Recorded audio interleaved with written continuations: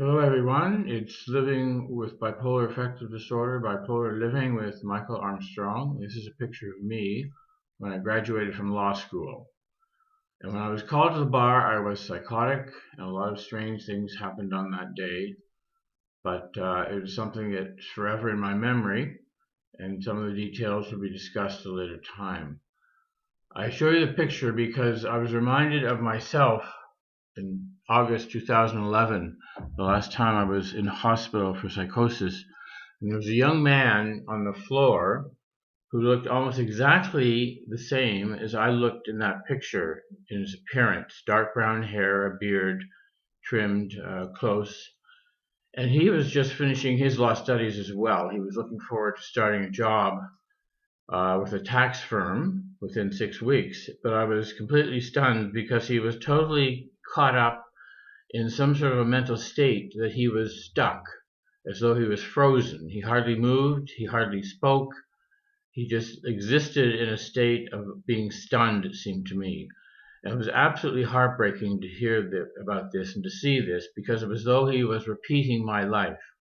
Because after I was called to the bar in that state, I went right into hospital and came out of that with 5 years ahead of severe depression that completely disabled me for the most part.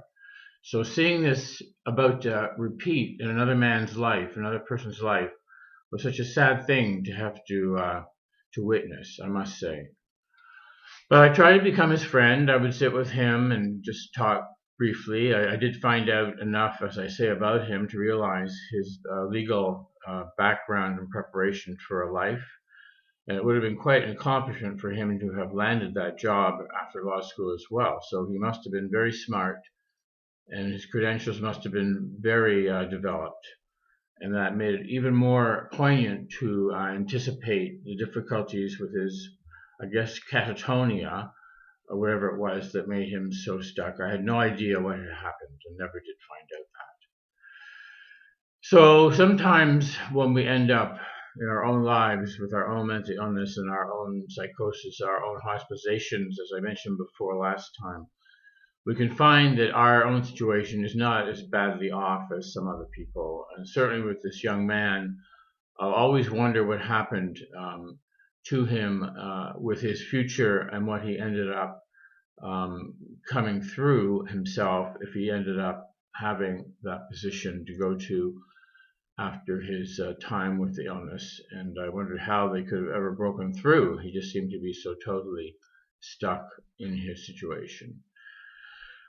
So there are other people I will probably do little anecdotes about in the future as well. But today I wanted to just focus on that one young man, lawyer, ready to proceed, and having run into something really unfortunate for him.